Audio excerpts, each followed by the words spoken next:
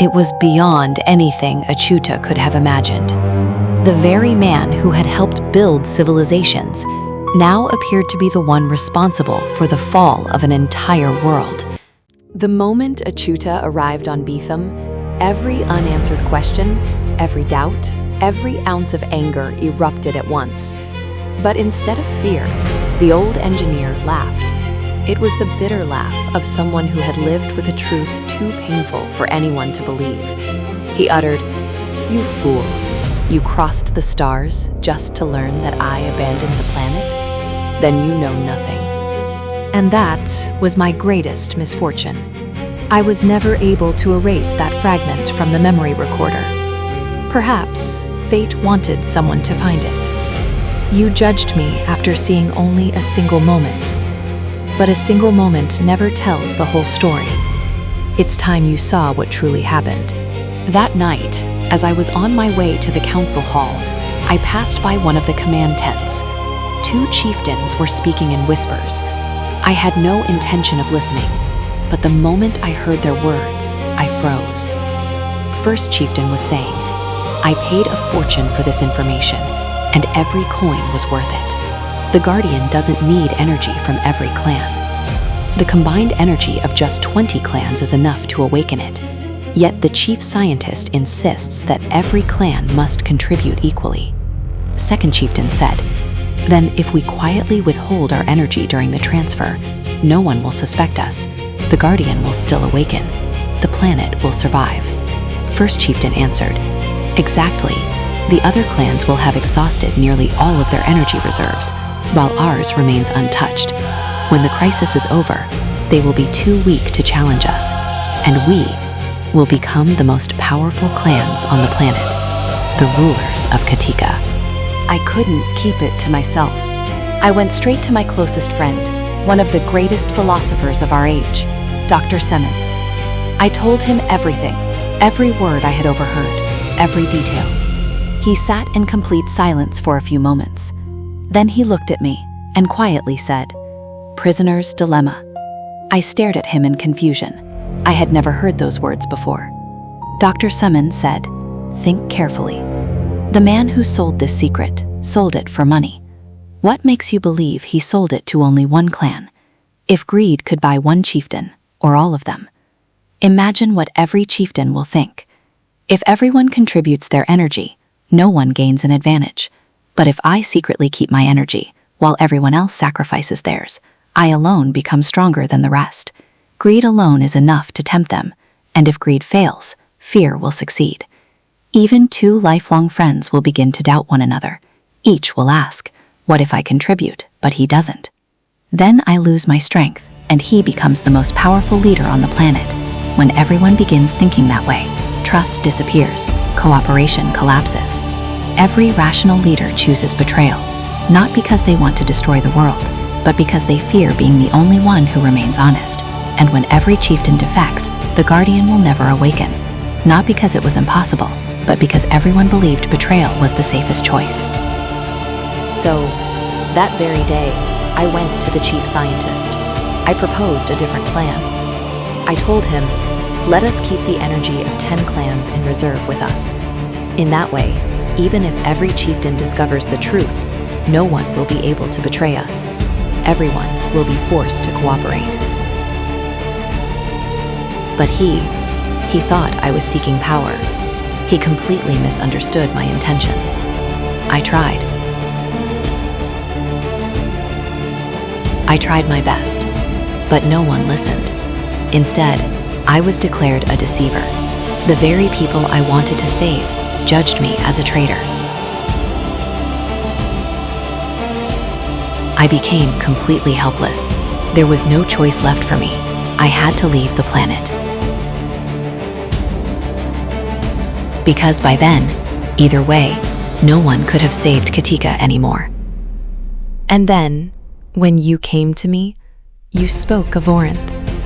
The moment I heard about its guardian, I knew the scientists of Orinth would eventually discover the Guardian's true energy requirement, just as we once did. But there are two rulers on that planet. The moment they learn the truth, there is every possibility they will fall into the very same prisoner's dilemma. Greed will whisper to them, fear will whisper even louder, and trust will begin to disappear. That is why I remained silent.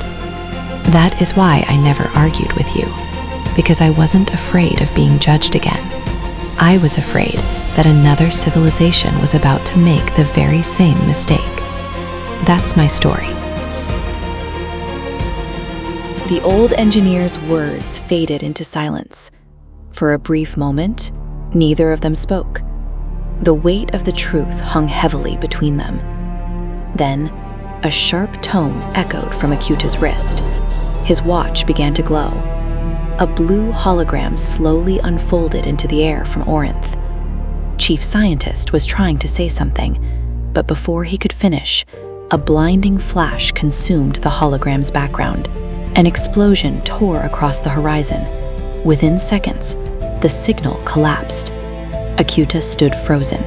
He didn't blink, he didn't breathe. He simply stared at the empty space where the hologram had been. A civilization had fallen before his eyes.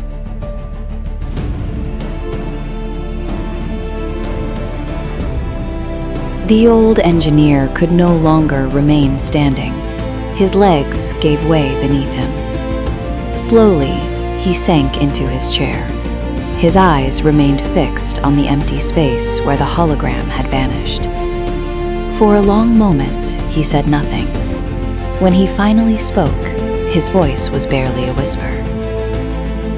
The bee did exactly what it was destined to do. It chose itself. It flew away. And the hive fell.